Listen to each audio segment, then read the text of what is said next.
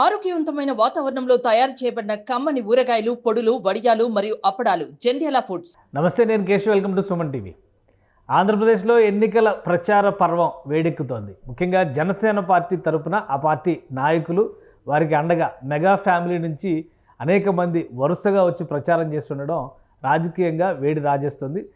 పవన్ కళ్యాణ్ పోటీ చేస్తున్న పిఠాపురం నియోజకవర్గంలో ఈ ప్రచార పర్వం మరింత జోరు పెంచుతున్నటువంటి పరిస్థితి. ఇక మెగాస్టార్ చిరంజీవి కూడా వస్తారనేటువంటి ప్రచారం ఒకవైపు, రామ్ చరణ్కి పిలుపు అందిందనేటువంటి సంకేతాలు ఇంకొక వైపు. ఇవన్నీ జరుగుతున్నటువంటి తరుణంలోనే జనసేన పార్టీ అధినేత తీసుకుంటున్నటువంటి నిర్ణయాలు కూడా ఆసక్తికరంగా మారుతున్నాయి. ముఖ్యంగా ముద్రగడ ఫ్యామిలీ నుంచి పార్టీలో చేరేందుకు ఆసక్తి కనబరుస్తున్నటువంటి ఆయన కుటుంబ సభ్యుల్ని ఆయన పవన్ కళ్యాణ్ ముందుగానే ఒక అంశం విషయంలో, అంటే తండ్రి నుంచి అనుమతి తీసుకున్న తర్వాత పార్టీలోకి రావాలి అనేటువంటి సంకేతాలు ఇవ్వడం, క్యాడర్లో కూడా ఇలాంటి పరిణామాలు ఒక ఉత్సాహాన్ని రేపుతున్నాయనేటువంటి ప్రచారం జరుగుతుంది. మరోవైపు ఈ ప్రచార జోరు వ్యక్తిగత దూషణలకి, కుటుంబ సభ్యులపైన వ్యక్తిగతమైనటువంటి విమర్శలకి, అలానే ప్రచారంలో దాడులకి కూడా పరిధి దాటి ప్రవర్తిస్తున్నటువంటి పరిస్థితి ఉంది. ఇందుకీ రాబోయేటువంటి 2-3 రోజుల్లో ప్రచార పర్వం ఏ విధంగా ఉండబోతోంది, జనసేన పార్టీకి ఇందులో కలిసి వచ్చేటువంటి అంశాలు ఏ విధంగా ఉన్నాయి, ఈ అంశాలను విశ్లేషించేటువంటి ప్రయత్నం చేద్దాం. మనతో పాటు జనసేన పార్టీ అధికార ప్రతినిధి రజనీ గారు ఉన్నారు. రజనీ గారు, నమస్కారం. నమస్తే అండి. రజనీ గారు, ఎలా జరుగుతుంది ప్రచారం? ఒక వరుణ్ తేజ్ వచ్చారు, వెళ్ళారు, తర్వాత చాలామంది సినీ నటులు, అలానే జబర్దస్త్ టీము, ఇంకా సీరియల్ ఆర్టిస్టులు, వీళ్ళందరూ కూడా పవన్ కళ్యాణ్కి అండగా నిలుస్తున్నారు. ఇప్పుడు సాయిధరం తేజ్ చేస్తున్నటువంటి ప్రచార పర్వంలో భౌతిక దాడులు కూడా జరుగుతున్నాయి. దీనికి సంబంధించినటువంటి సమాచారం బయటకు వచ్చిన తర్వాత చాలామంది నుంచి తీవ్ర వ్యతిరేకత, విమర్శలు వచ్చినాయి. అసలు ప్రచార పర్వంలో ఇలాంటి ఘటనలు ఎందుకు జరుగుతున్నాయి? మాట దాటడం వేరు, అలానే ఇప్పుడు దాడులకు పాల్పడడం, ఈ 2 అంశాలను ఏ విధంగా చూస్తారు జనసేన పార్టీ నాయకులు? సార్, ముఖ్యంగా ఎవరైతే దాడికి పాల్పడిన వారు ఎవరు అనేది వెతుకుతున్న ధోరణి. పులివెందల టీం అని, వైసీపీ కార్యవర్గం అని జనసేన మీద దాడి చేశారని, గాజు సీసాలు ఇసిరివేశారని, అదే రకంగా గాయపడిన జనసైనికుడిని పరామర్శించిన వర్మ గారు చెప్పారు. ఇక బిగిన్ అయిపోయింది. ఇలాంటిది ఏదో జరుగుతుందని నేను ముందుగానే ఊహిస్తున్నా. ఇలాంటి పర్వాలకి మనం ముందుగానే కట్టుదిట్టంగా సిద్ధం అవ్వాలి. ఈరోజు పసిబిడ్డ అండి, పాపం ఒక చిన్నతను ఏదైతే జనసేన జెండా పట్టుకున్నతని మీద గాజు సీసాలతో దాడి చేశారా అంటే, అది సాయి ధర్మతేజ్కి తగలాల్సినటువంటి సీసా ఆ బాబుకు తగిలి గాయపడ్డాడు. బాగా తీవ్రంగా రక్తం కూడా పోయిందంటే అదంతా కూడా మేము సీసీ ఫుటేజ్ వీడియోలో చూసాం. ఇక్కడ ఏం జరుగుతుందంటే, ఇక గెలవలేను అని ఫిక్స్ అయిపోయారు, డబ్బుతో చేయలేము అని ఫిక్స్ అయిపోయారు. స్టార్ క్యాంపెయినర్ గా ముద్రగడ గారిని దించినా సరే ఇక ఓటమి ఖాయమని ఇంకొక మారు ఖరారయ్యింది. వీటన్నిటితో పాటు బ్యాలెట్ ఓటింగ్ అండి. ఏదైతే బ్యాలెట్ ఓటింగ్ అనేది గవర్నమెంట్ ఎంప్లాయీస్, పోలీస్ ఆఫీసర్లు, స్కూల్ టీచర్లు, వీటన్నిటికీతో పాటుగా వాళ్ళందరూ కూడా వన్ సైడ్ అయిపోయారు. స్కూల్ టీచర్లకు సంబంధించిన సిపిఎస్ విధానం రద్దు విషయంలో కానీ, అదే రకంగా పోలీస్ ఆఫీసర్లకి సంబంధించిన సరెండర్ లీవ్స్ ఆపేయడంలో ఇంకోటో వీళ్ళందరూ కూడా, అంటే వాళ్ళ టీఏడిఎల్ ఆఫీసర్, పిఎఫ్ లేవు, 1వ తారీఖు జీతాలు లేవు. ముందు గవర్నమెంట్ ఎంప్లాయీస్ మొత్తం తిరగబడ్డారు. ఒక్క ఓటు కూడా మిస్ అయితే ఊరుకునేదే లేదంటూ, ఇక్కడ కాదు నా ఓటేది అంటూ పోలీస్ ఆఫీసర్ల సైతం వెంపర్లాడిన పరిస్థితి నిన్నటి రోజు మీడియా ముందు చూసాం. దీన్నంతా పూర్తిగా కేశవ్ గారు డైవర్షన్ పాలిటిక్స్ అంటారు. మనం ఇంట్రెస్టింగ్ గా తెలుసుకోవాల్సింది ఏంటంటే, ఎలక్షన్ అయిపోయింది, కూటమి గెలుపు ఖాయం అయిపోయింది. ఇక పెట్టగలిగిన వాళ్ళు డబ్బులు ఇంకా మా దగ్గర ఎక్కువ ఉన్నాయి, మేము ఖర్చు పెట్టుకుంటూ పెట్టుకోవచ్చు, కానీ పెట్టినవి మొత్తం పోతాయి అని మనం సర్వం సిద్ధం చేసే టైంలో ముద్రగడ గారి కూతురు గురించి ఈయన మళ్ళీ వ్యాఖ్యలు చేయడం.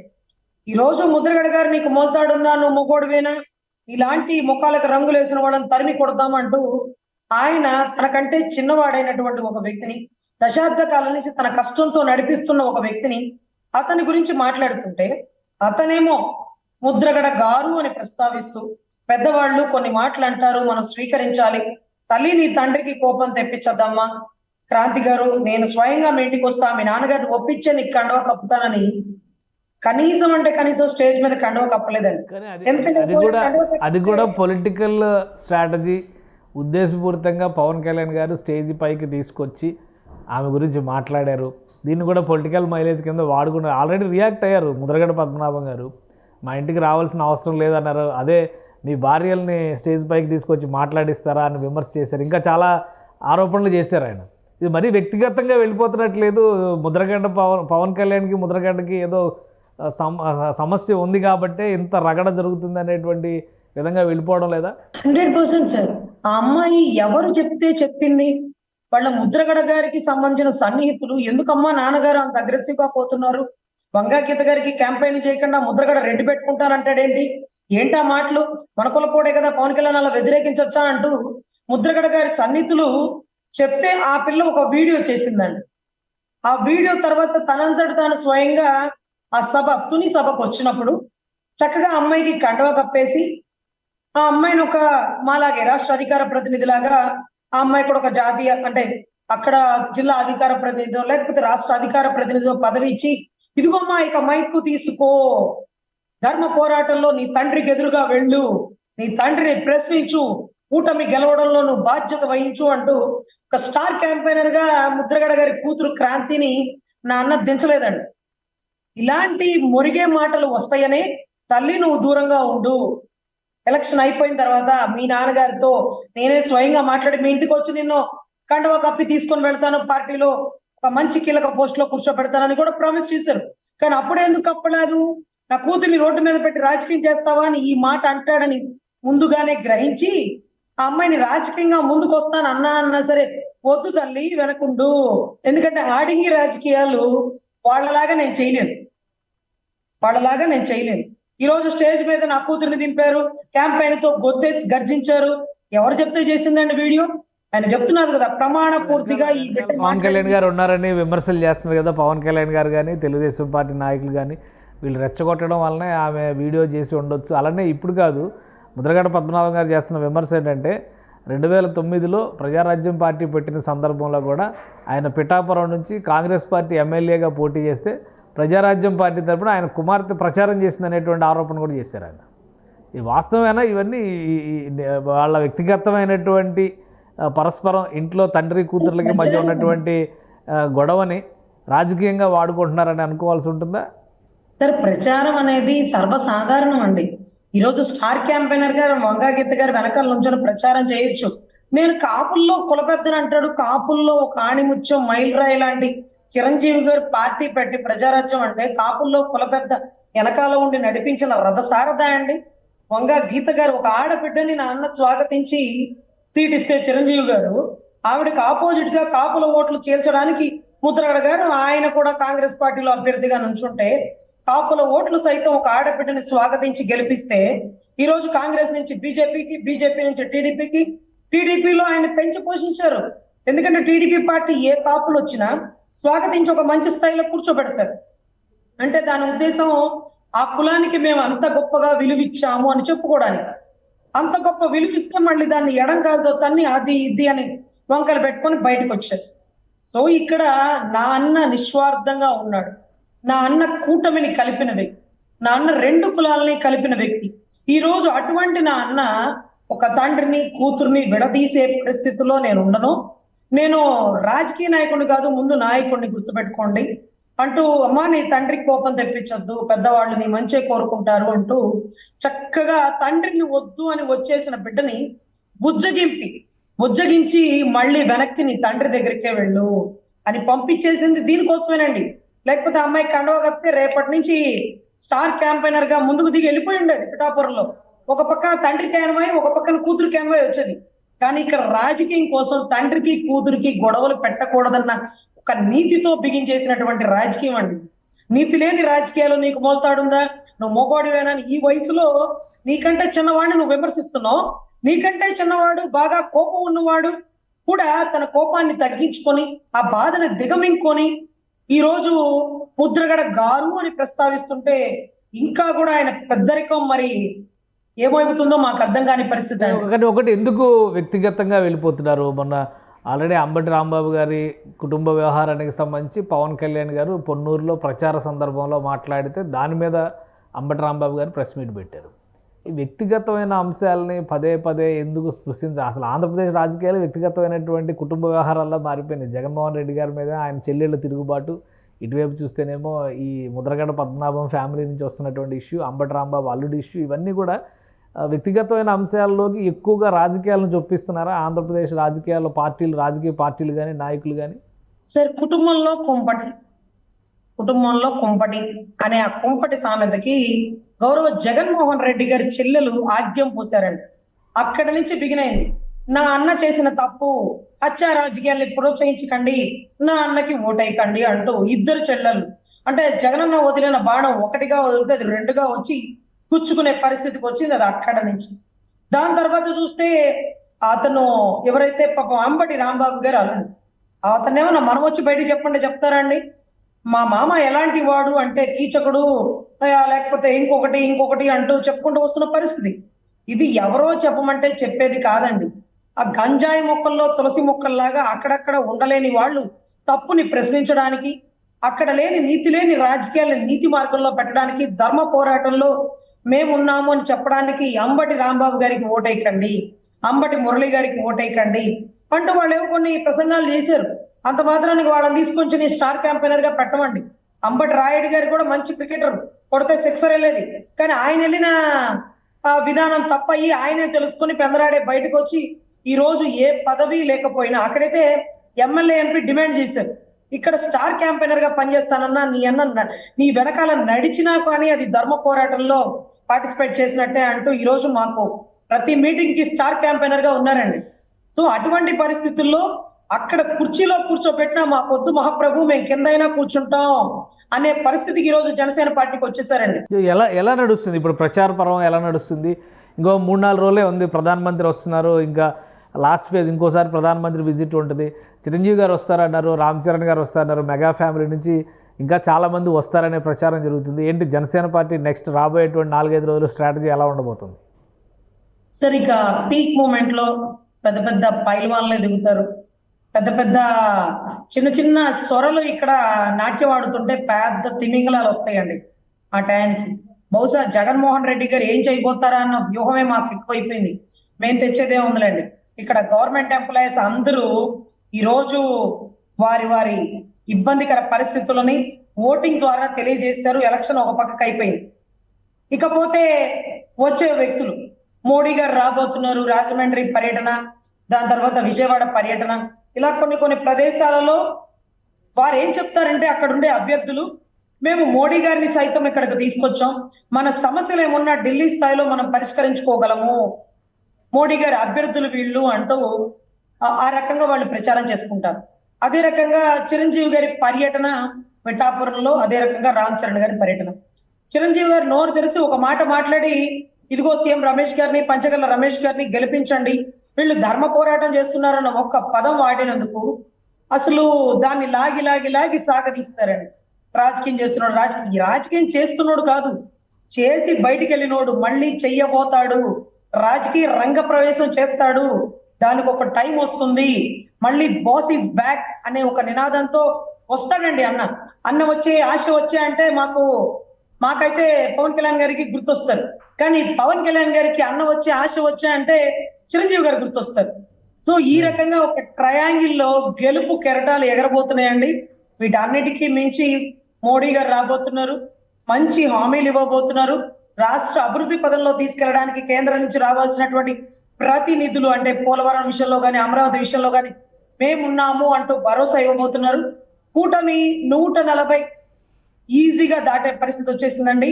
సో దానివల్ల ఏదైతే గవర్నమెంట్ ఎంప్లాయీస్ ఓటింగ్ అయిపోయిందో చాలా మంది డబ్బులు కట్టలు పక్కన పెట్టేసి ఇక మేము పార్టిసిపేట్ చెయ్యము, ఉన్నా కానీ డబ్బులు ఖర్చులు పెట్టాము అనే పరిస్థితికి వెళ్ళిపోయారు. ఎట్లా అది బ్యాలెట్ ఎగ్గా అది ఓపెన్ అవ్వలేదు కదా, ఓటింగ్ మాత్రమే జరిగింది. మీకు ఏమైనా ఇన్ఫర్మేషన్ ఉందా? గవర్నమెంట్ ఇప్పుడు పోస్టల్ బ్యాలెట్ జరిగినటువంటి విధానం పట్ల మీకు ఏమైనా ఇన్ఫర్మేషన్ ఉందా? పలానా చోట గెలుస్తారు, పలానా చోట. పోస్టల్ బ్యాలెట్ లో చాలా మంది పోలీస్ ఆఫీసర్లు మా ఓట్లు తీసేశారు ఇటు ఒక పర్వం. అదే రకంగా డీజీపీ రాజేంద్రనాథ్ రెడ్డి గారు ఇప్పుడు ట్రాన్స్ఫర్ అయ్యారా, సస్పెండ్ అయ్యారా మరేమోనండి. ట్రాన్స్ఫర్ అయ్యారులేండి, వేరే ఇప్పుడే వచ్చింది అప్డేట్. హరీష్ గుప్తా గారికి ఇస్తున్నారు, హరీష్ కుమార్ గుప్తా సార్ ఆయన ట్రాన్స్ఫర్ అయిపోయారు.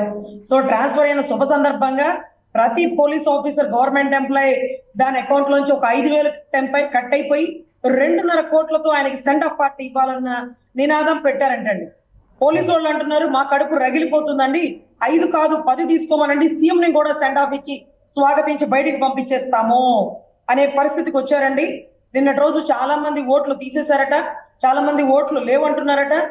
కనీసం ఈ పోలీసులే గర్జించి వాళ్ళు ఏదైతే సిపి దాకా కంప్లైంట్ పెట్టారు, అదే రకంగా మంగళగిరి డీజీపీ ఆఫీస్ కూడా అట్టుడికిపోయింది.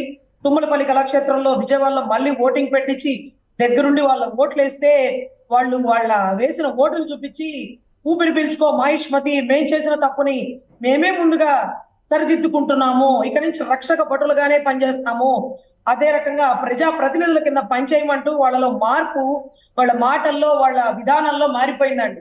సో సో మీ అంచనా ఏంటి? 140 సీట్లు వస్తాయి అంటున్నారు కూటమికి. జనసేన పార్టీ 21 సీట్లో ఎన్ని గెలవబోతుంది, 2 పార్లమెంట్ సీట్లలో ఎన్ని గెలవబోతుంది?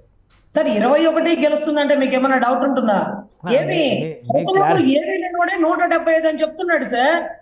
అరే అమరావతి రైతులు వ్యతిరేకం, స్కూల్ టీచర్లు వ్యతిరేకం, అంగన్వాడీ వాళ్ళు వ్యతిరేకం, దళితులు వ్యతిరేకం, ఇంతమంది వ్యతిరేకంగా కళ్ళ ముందు ఇన్ని ఓటింగ్ కనపడుతుంటే, బ్యాలెట్లు డబ్బడబా గవర్నమెంట్ ఎంప్లాయీస్ బుద్ధి పడేస్తుంటే, 1వ తారీఖు జీతాలు రాలేదు, పిఎఫ్లు పిల్ల పెళ్లికి అప్లై చేస్తే పురిటికి వస్తున్నాయి, వాళ్లే 175, వై నాట్ 175 అంటే ప్రతిపక్షం లేకుండా అసెంబ్లీలో కూర్చుంటానన్న ఆయన మైండ్ బ్లాక్ అయ్యి రెడ్ అయ్యి వైట్ అయ్యి అన్ని కలర్లు బయటకు వస్తున్నాయండి. అసలు 175 ఆ పదం వాడాలంటే కూటమితో ఉండే 111, 120, 130 అని చెప్పడానికే ఆలోచిస్తూ ఉంటారు. అదేంటి సార్ 175 అని చెప్పడానికి ఎంత ధైర్యం కావాలి అసలు?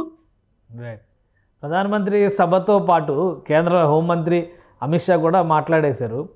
సో ఒక విధంగా జగన్మోహన్ రెడ్డి గారు వర్సెస్ కూటమి అనే దానిలో బీజేపీ ఒక బలమైన పాత్ర పోషించబోతుంది అనుకోవచ్చా? ఎందుకంటే గతంలో ప్రధానమంత్రి టూర్లో చేసిన వ్యాఖ్యల కంటే హోంమంత్రి చేసినటువంటి వ్యాఖ్యల పైన ఎక్కువ అభిప్రాయాలు, అంటే జగన్మోహన్ రెడ్డి మీద డైరెక్ట్ వార్ డిక్లేర్ చేసినట్టుగా అనేటువంటి ప్రచారం జరుగుతుంది. జనసేన పార్టీ వ్యూహం ఎలా ఉంది దీని మీద? 100% అండి. ఇప్పటి వరకు కొంత లెక్క బీజేపీ దత్తపుత్రుడే జగన్మోహన్ రెడ్డి అనే ఒక నినాదాన్ని భూస్థాపితం చేస్తూ అమిత్ షా గారు ఇచ్చిన స్టేట్మెంట్లు కానీ, ఇకపోతే వైసీపీ మీదే వార్ బిగిన్ అవుతుంది, ఒక అక్రమార్కుల దారిని గద్దదించడమే అంతిమ లక్ష్యం, పోలవరాన్ని పూర్తి చేస్తాం కేంద్రం, అదే రకంగా అమరావతిని పూర్తి చేస్తుంది కేంద్ర సహాయ సహకారాలతో అంటూ ఇచ్చే 2 స్టేట్మెంట్లు వారిని వారు ప్రూవ్ చేసుకుంటున్నారు. రాష్ట్ర ప్రజల మధ్య వైసీపీకి మాకు ఎటువంటి సత్సంబంధాలు లేవు, వైసీపీని గద్దదించడంలో మా పాత్ర కీలకంగా ఉంటది అంటూ అమిత్ షా గారు ఇచ్చిన స్టేట్మెంట్, రేపు మోడీ గారు ఇవ్వబోయే స్టేట్మెంట్ పూర్తిగా కూటమితో మేము కలిసి ఉన్నాం.